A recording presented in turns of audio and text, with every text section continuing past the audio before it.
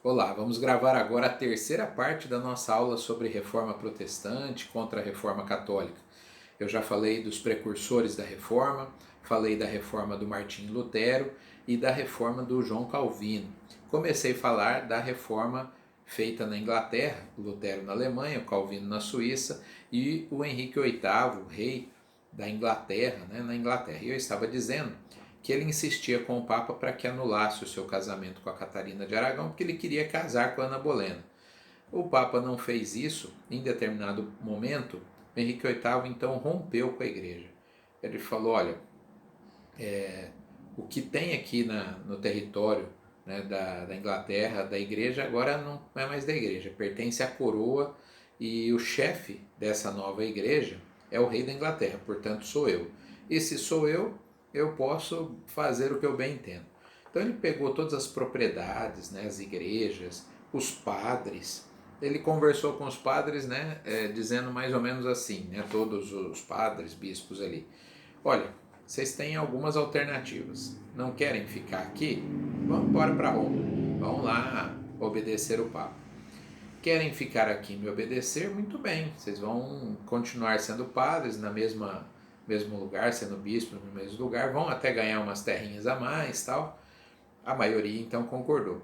E alguns não foram embora e nem concordaram em obedecer, então acabaram se revoltando e acabaram, por causa disso, sendo perseguidos e mortos. Aí então foi criada uma nova igreja, a igreja do Henrique VIII, o anglicanismo, que é um protestantismo misturado com catolicismo. Para os luteranos e para os calvinistas, os anglicanos são os piores que tem, porque na visão deles, eles não são nem católicos nem protestantes. Então eles não seguem os princípios protestantes do Lutero e do Calvino de forma integral, e também não seguem os princípios do catolicismo. Então havia um conflito lá dentro da Inglaterra, aliás, entre três religiões: os puritanos, que eram os protestantes mesmo, os anglicanos, que tinham sido criados agora, e os católicos. Não vou contar toda a história porque ela é muito comprida, mas só para vocês se lembrarem um pouquinho aí. Quando o Henrique VIII morre, a Mary, sua filha com a Catarina de Aragão, assume e faz a Inglaterra voltar a ser católica. Mas ela também não consegue ter filhos. E quando ela percebe, os médicos dizem que ela tinha pouco tempo de vida, ela chama a Elizabeth, que era filha do Henrique VIII com a Catarina de Médici, com a Ana Bolena, que ele tinha tido essa filha com Ana Bolena, e portanto era meia-irmã da Mary, irmã por parte de pai, e fala assim, olha, promete para mim que você vai fazer a Inglaterra continuar católica depois que eu morrer, porque você é a única que tem aí para assumir.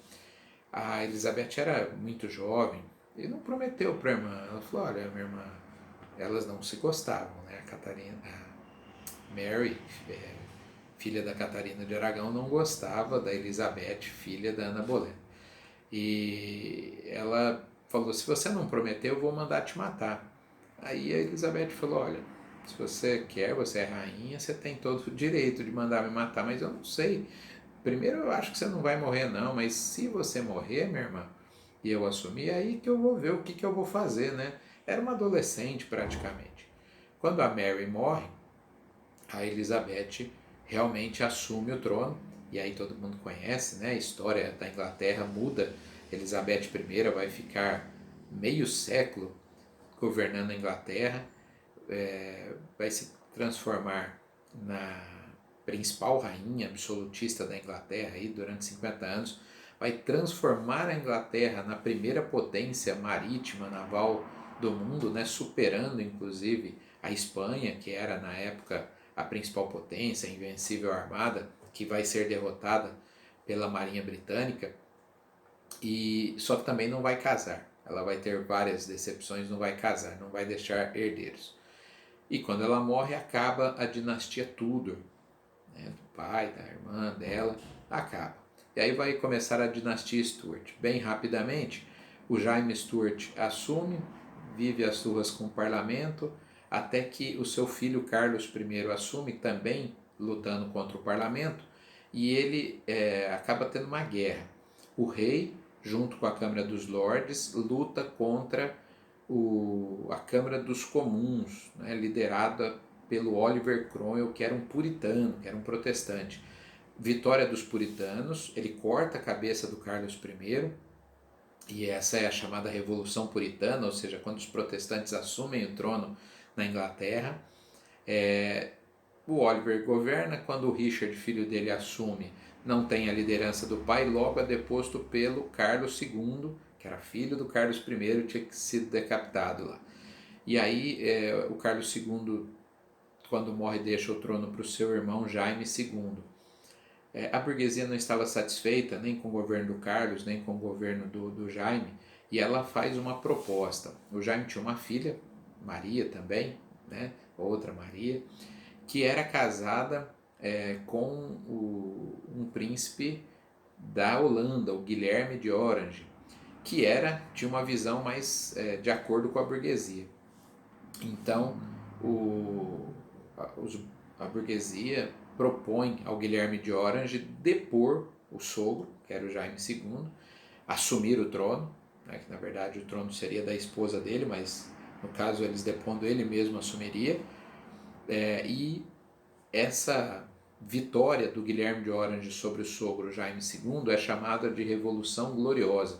São duas revoluções burguesas na Inglaterra: a puritana, quando Oliver Cromwell corta a cabeça do Carlos I, e a gloriosa, quando o Guilherme de Orange vai depor o seu sogro Jaime II. A partir de então, a Inglaterra se transforma numa monarquia parlamentar, que é até hoje, né?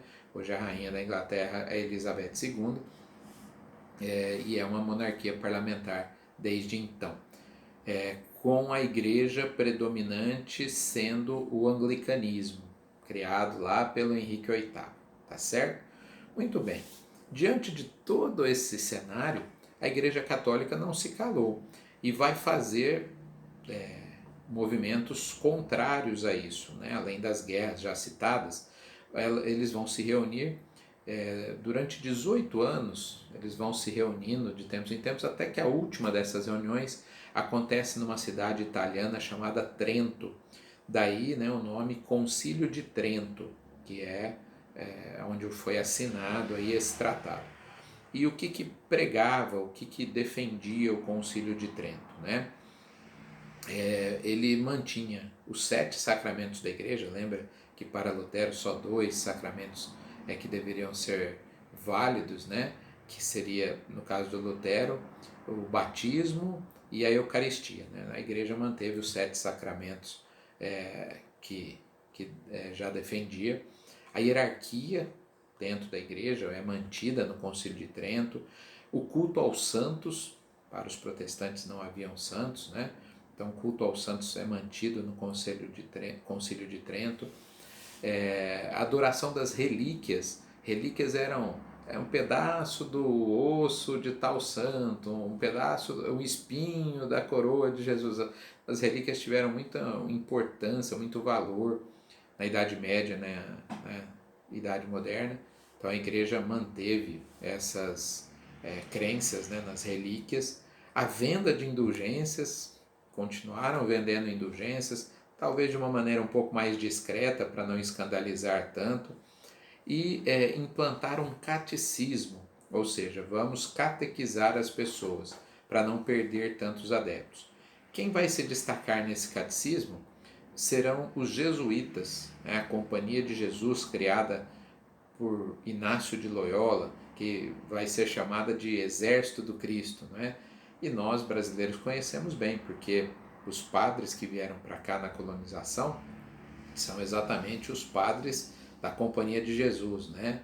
Nós sabemos do Padre Manuel da Nóbrega, o Anchieta, né? Eles foram jesuítas que vieram com a ideia era abrir a cabeça do índio e colocar mesmo o cristianismo ou o catolicismo, né? Catequizando esses índios aí.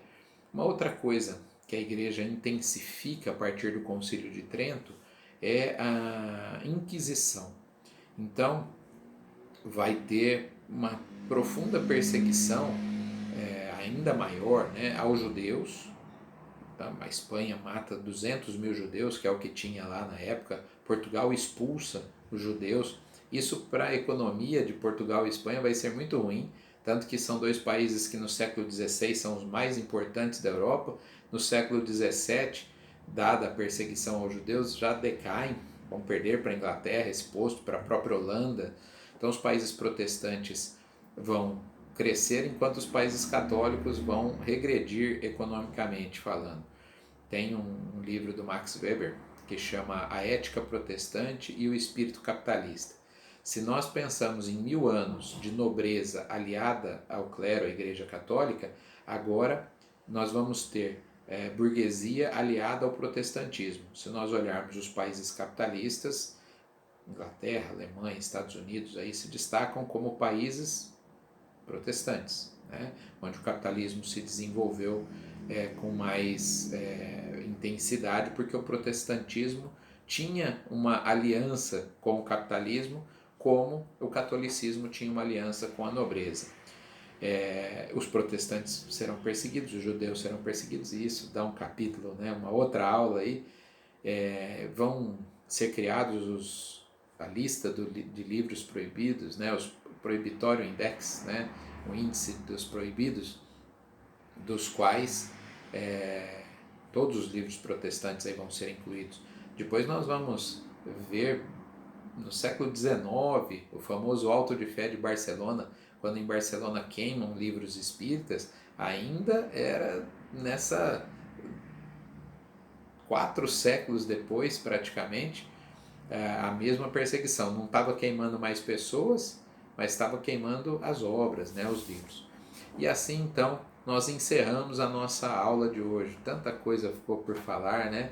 Normalmente quando eu dou aula de reforma eu tenho muito mais do que 30 e poucos minutos aí para falar delas, mas espero ter passado uma visão geral para vocês. Tomara que tenha contribuído um pouco falando da reforma e da contra-reforma.